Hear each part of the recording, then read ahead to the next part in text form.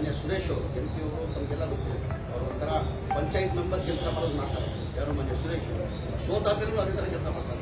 ಅವ್ರು ಬಂದು ನಾನು ಭಾಳ ಸರಿ ಕೇಳ್ಬೋದು, ಸರ್ ಕುಮಾರಸ್ವಾಮಿನ MLA ಆಗಿದ್ರು, ಒಂದು ಮನೆಯೂ ಕೊಟ್ಟಿಲ್ಲ, ಅವ್ರು ಮುಖ್ಯಮಂತ್ರಿ ಇರುವಾಗ ಒಂದು ಮನೆ ಕೊಟ್ಟಿಲ್ಲ. ನಾನು ಅದಕ್ಕಿಂತ ಮುಂಚೆ ಹೇಳಿದೆ, ಕುಮಾರಸ್ವಾಮಿ ಅವರು ಸಮ್ಮಿಶ್ರ ಸರ್ಕಾರದಲ್ಲಿ 1.5 ವರ್ಷ ಮುಖ್ಯಮಂತ್ರಿ ಆಗಿದ್ರು. ರಾಮನಗರ ಜಿಲ್ಲೆಗೆ ಎಷ್ಟು ಮನೆಗಳು ಕೊಟ್ಟಿದ್ದಾರೆ? ಬರೀ 690 ಮನೆ ಕೊಟ್ಟಿರೋದು. ಹಾಗಾಗಿ ನಂತರ ಕೇಳಿದ್ರು ಯಾವುದೇ ಕ್ಯಾನ್ಸಲೇಷನ್ ಆಗಿದೆ ಆ ಥರ ಎಲ್ಲರಿಗೂ ನಾವು ಕೊಟ್ಕೊಂಡು ಬರ್ತಾ ಇದ್ದೇವೆ. ಆಮೇಲೆ ನನಗೆ ಆ ಥರ ದಲಿದ್ರು ಬಂದಿಲ್ಲ. ನನಗೆ ಈ ಮನೆಗಳು ಬಡವರಲ್ಲಿ ಕೊಡದೆ 1 ಲಕ್ಷ 20 ಸಾವಿರ ಅದರ ಅರ್ಥ ದುಡ್ಡು ತಗೊಂಡು ನಾವು ಮನೆಗಳು ಕೊಡ್ದ.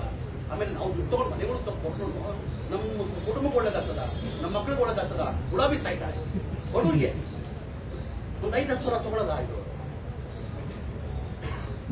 ಆಮೇಲೆ ನಾವು ಟಾರ್ಗೆಟ್ ಇದ್ರೆ ನಾನು ಟಾರ್ಗೆಟ್ ಕೊಡ್ಬೇಕು. ಆಮೇಲೆ ಎಲ್ಲ ಇದು ಒಂದೇ ಇಲ್ಲ, ಎಲ್ಲ MLAಗಳಿಗೂ ಎಲ್ಲ MLA ರಾಶಿನೇ ಇದೆ. MLAಗಳು ಲೆಟರ್ದು ರಾಶಿನೇ ಇದೆ. ಯಾರ್ಯಾರು ತಿಳಿಸಂತ ಹೇಳ್ತೀವಿ, ಮಾಹಿತಿ ಕೊಡ್ತೇವೆ. ಎಲ್ಲ MLAಗಳು BJP, JDS, ಕಾಂಗ್ರೆಸ್ ಅವ್ರು ಮನೇನಿಲ್ಲ. ನಾನು ಕ್ಯಾನ್ಸಲೇಷನ್ ಆದಾಗ ಯಾರು ಇದ್ದಾರೆ ಅಂತ ನಾವು ಕೊಟ್ಕೊಂಡು ಬರ್ತಾ ಇದ್ದೀವಿ ಅಲ್ಲಿ. ಆಮೇಲೆ ಮನೆಯಲ್ಲಿ ಬಡವರಿಗೆ ದುಡ್ಡು ತಗೊಂಡು ಮನೆಗಳು ಕೊಡೋದ ಎಲ್ಲನ ಉಂಟಾದ್ರು ಆ ಥರ ಇದೆ. ಅವ್ರು ಯಾರು ಕೇರ್ ಮಾಡಿಲ್ಲ. ಅವ್ರು ಹೇಳಿ ಯಾರು ತಗೊಂಡಿದ್ದಾರೆ, ಯಾರು ಇಂಥವ್ರು ತಗೊಂಡಿದ್ದಾರೆ, ಅವ್ರ ಮೇಲೆ ತುಂಬ ತಗೊಳ್ಳೋಣ. ನಾವು ಬಿಡೋಕ್ಕಾಗಲ್ಲ. ಬಡವ್ರು ಪಕ್ಕ ಕೊಡೋದೇ 1 ಲಕ್ಷ 20 ಸಾವಿರ ಅಂತ ಅದ್ರಲ್ಲಿ ನೀವು 5-10 ಸಾವಿರ ರೂಪಾಯಿ ತಗೊಳ್ಳೋಕೆ ಸಾಧ್ಯ ನಾವು. ಆಮೇಲೆ ಅವ್ರು ಒಳ್ಳೇದಾಗ್ತದೆ ಬಡವ್ರು ತಗೊಂಡಿದ್ದಾರೆ. ಅದು ಒಂದು ಮನೆ ಕಟ್ಟಬೇಕಾದ್ರೆ ತಮಗೆಲ್ಲ ಗೊತ್ತಿದ್ದಕ್ಕೆ ಕನಿಷ್ಠ 5 ಲಕ್ಷ ಬೇಕು. 1 ಲಕ್ಷ 20 ಸಾವಿರ ಮನೆ ಆಗಲ್ಲ. ಏನೋ ಒಂದು ಸರ್ಕಾರ ಗೊತ್ತಿದ್ದ ಸ್ವಲ್ಪ ಅವ್ರ ನಂಬಿಕೆ ಮೇಲೆ ತಗೊಂಡವ್ರೆ ಏನೋ ಒಂದು ಕೊಡ್ತಾ ಇದ್ವಿ. ಅದರಲ್ಲಿ ದುಡ್ಡು ತಗೊಳ್ಳೋದು ಕೊಡೋದು ಪ್ರಶ್ನೆನೇ ಬರಲ್ಲ. ಅವ್ರು ಹೇಳ್ತಿರೋದು ಯಾರು ಪಡಿತಾರೆ ನಂಗಂತೂ ಮಾಹಿತಿ ದೊಡ್ಡ ಕೇಳಿ. ಈಗ ನಾವು ಪಂಚಾಯತ್ ಸೆಲೆಕ್ಷನ್ ಮಾಡೋದು, ಇದ್ರ ಮೇಲೂ ಸೆಲೆಕ್ಷನ್ ಮಾಡ್ತಾರೆ ಮನೆಗಳು. ಇದು ಪಂಚಾಯತಿಂದ ಸೆಲೆಕ್ಷನ್ ಮಾಡ್ತಾರೆ.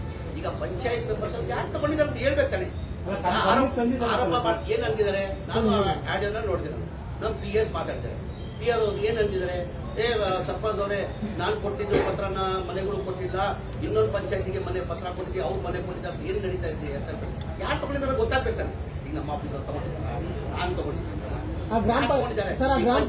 ಗ್ರಾಮ ಪಂಚಾಯತಿ ಮೇಲೆ ಯಾರ ಮೇಲೆ ಅಲಿಗೇಷನ್ ಮಾಡ್ತಿದಾರಲ್ಲ ಅವ್ರ ಜೊತೆ ನೀವು ಮಾತಾಡಿದೀರಾ?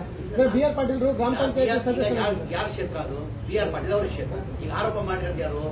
BR ಪಾಟೀಲ್ ಮಾಡಿ ಅವ್ರು ತರ ಹೇಳ್ಬೇಕು.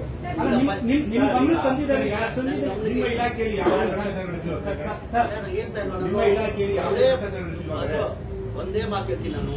ಈ ಮನೆಗಳು ನಿಮಿಷ, ಈ ಮನೆಗಳು ವಿಚಾರದಲ್ಲಿ ಯಾರನ್ನ ದುಡ್ಡು ತಗೊಂಡ್ರೆ ಅವ್ರ ಮಕ್ಕಳು ಗುಲಾಬಿ ಸಾಯ್ತಾರೆ.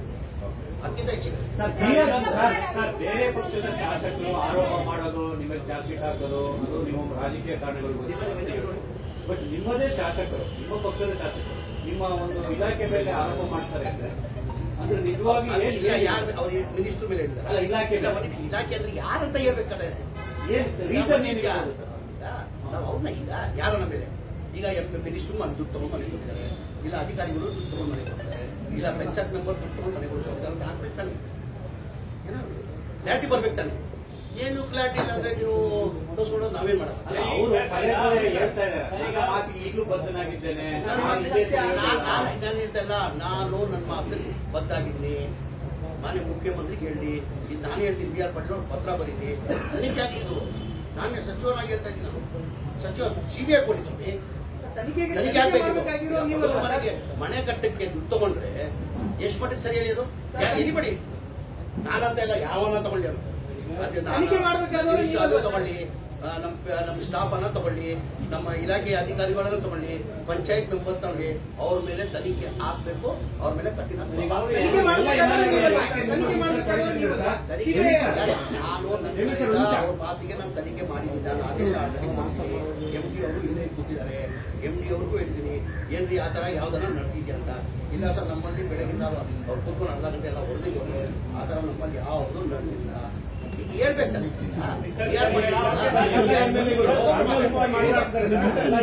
ನಿಮ್ಮ ವಿರುದ್ಧ ಮಾತನಾಡ್ತಿದ್ದಾರೆ. ಯಾರ MLAಗಳು? ಎಲ್ಲ MLAಗಳು, ಕಾಂಗ್ರೆಸ್ MLAಗಳು ಯಾರು ಪಟ್ಟಿ ಕೊಡಿ.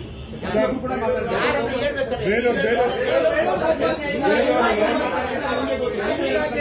ಯಾರು ಮಾತಾಡ್ತಿದ್ದಾರೆ? ನಾನೇನಂದ್ರೆ ಸಾಬೀತಾಗ್ಬೇಕಾದ್ರೆ ಈಗ ಆರೋಪ ಯಾರು ಮಾಡ್ತಾರೆ? ಯಾರು ಮಾಡಿದ್ದಾನೆ ಆರೋಪ ಮಾಡಿ CMಗೆ ಕೆಟ್ಟ ಹೆಸರು ಬರ್ತಾ ಇದೆ ನಿಮ್ಮಿಂದ ಅಂತ ಹೇಳ್ತಾರೆ. 5 ಸಮಯ ಹೇಳ್ಕೊಳ್ಳಿ, ಸಂತೋಷ, ಖುಷಿ ಪಡ್ತಾರೆ. ಅವ್ರು CMಗೆ ಕೆಟ್ಟ ಹೆಸರು ಬರ್ತಾ ಇದ್ದಾರೆ. ಅವ್ರು ಗೊತ್ತಿದೆಯಲ್ಲ ಗೊತ್ತಿಲ್ಲ. ಈಗ ಯಾರನ್ನ ಹಿಂದಿಂದ 42-36 ಸಾವಿರ ಮನೆ ಕೊಡೋಕೆ ಸಾಧ್ಯ ಆಯ್ತಾ? ನಾ ಬಂದಾದ್ಮೇಲೆ ಕೊಟ್ಟಿರೋದು. ಬಿಜೆಪಿ ಇಷ್ಟೆಲ್ಲ ಮಾತಾಡ್ತಿರಲ್ಲ. ಒಂದು ಮನೆ ನಾನು ಹೇಳ್ತೀನಿ, ಬಹಳ ಸತಿ ಸವಾಲು ಹಾಕಿಬಿಟ್ಟು ಸ್ಲಮ್ ಬೋರ್ಡ್ ಅಲ್ಲಿ ರಾಜೀವ್ ಗಾಂಧಿ ಏಜ್ ಪಿ ಸ್ಕೀಮ್ ಒಂದ್ ಮನೆ ಏನಾರ ಕೊಟ್ಟಿದ್ರೆ ರಾಜಕೀಯದಿಂದ ಎಷ್ಟು ಒಂದ್ ಮನೆ. ನಾನು ಮಂತ್ರಿ ಆದ್ಮೇಲೆ ಈಗ 36,780 ಕೊಡ್ತೀವಿ.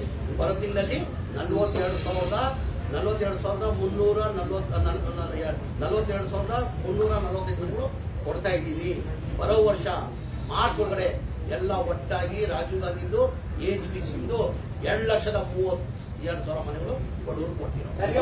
ಬೇರೆಯವ್ರು ಯಾರನ್ನ ಕೊಡಕ್ ಸಾಧ್ಯ ಆಯ್ತಾ? ಸಾಧ್ಯ ಆಯ್ತಾ? ಬಿಜೆಪಿ ಅವರಿಗೆ ಬಡವರ ಬಗ್ಗೆ ಕಾಳಜಿ ಇದ್ದಿಲ್ವಾ? ಇಷ್ಟೆಲ್ಲ ಮಾತಾಡ್ತಾರಲ್ಲ. ಜನತಾದಳ ಅವರಿಗೆ ಬಡವರ ಬಗ್ಗೆ ಕಾಳಜಿ ಇದ್ದಿಲ್ಲ. ಬರೇ ಕಾಂಗ್ರೆಸ್ ಪಕ್ಷದ ಸಿದ್ದರಾಮಯ್ಯ ಮಾತ್ರ ಬಡವರ ಬಗ್ಗೆ ಕಾಳಜಿ ಇದೆ. ಇಷ್ಟು ಗ್ಯಾರಂಟಿ ಇದ್ರು ಮನೆ ಕೊಡ್ಬೇಕಾದ್ರೆ ಮಾಡ್ತಾ ಇದ್ದೀವಿ. ಈಗ 2,000 ಮನೆಗೆ ಅವರು ಲೆಟರ್ ಕೊಟ್ಟಿದ್ರು. ನೀವು 950 ಬೇರೆ ಬೇರೆ ಗ್ರಾಮ ಪಂಚಾಯತಿಗಳಿಗೆ ಕೊಟ್ಟಿದ್ದೀವಿ ಅಂತ ಹೇಳ್ತೀರಾ. ಆ 950 ಏನು